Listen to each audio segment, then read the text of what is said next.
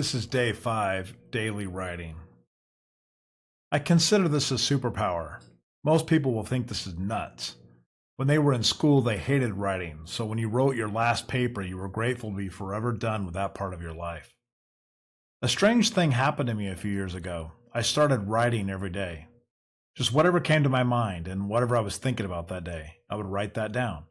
This has become a daily exercise and now has extended into other forms of writing as well. What started as a quick journal entry each day has now mushroomed into at least a few thousand words a day, either in a blog, article, or other effort that I am engaged in. I mention this not because of the obvious benefits, but because of the therapeutic effect it has had on me. For some reason, writing every day has proven to be a great mechanism for allowing my mind to find rest as I ponder, reflect, and concentrate on a particular topic. The initial resistance is always there, even now. I think I'm well over 3,000 days in a row of writing, but even after all that repetition, my mind still resists the initial attempt. When I'm staring at a blank note, I use Evernote, I can think of a million other things I would rather be doing than spend my time writing my thoughts down. What is interesting is that once I force myself to do this, less than 10 minutes into the exercise, I'm well engaged and no longer have that resistance. In the case of what I'm working on right at the moment, that resistance ended just about the end of the first paragraph. This melting down of resistance has been a great tool that I use all the time now.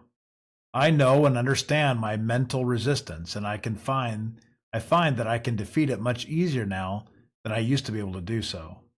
I credit this fully to my writing habit. I now can tell that stupid side of my brain that resists any effort to go away, and I can just put my head down and do the activity that I know is good for me. In addition to being able to master my natural resistance to effort, I also find that writing has caused me to seek sources of inspiration and motivation as a constant part of my daily routine. I am always seeking, listening, and capturing ideas and thoughts as they come to me. Everything to me now looks like a potential writing material. I understand now how famous writers like Stephen King or Brandon Sanderson can become so prolific in their writing. They are on the same course as I am. I could conceivably channel this superpower into fiction writing, but that is not my interest at the moment.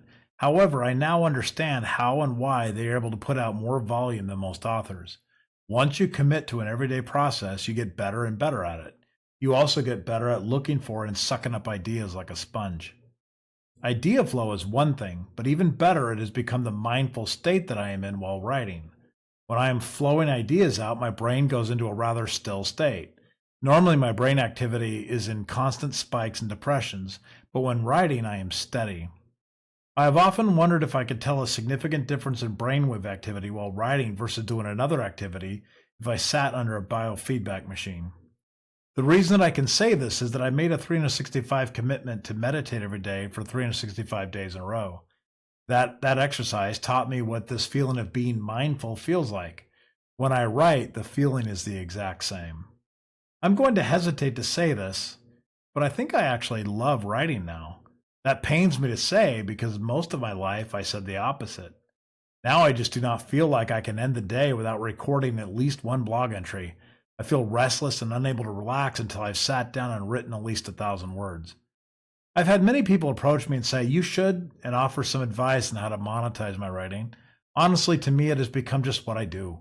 I wonder what it will be like when I'm on day 20,000 of continuous blog entries.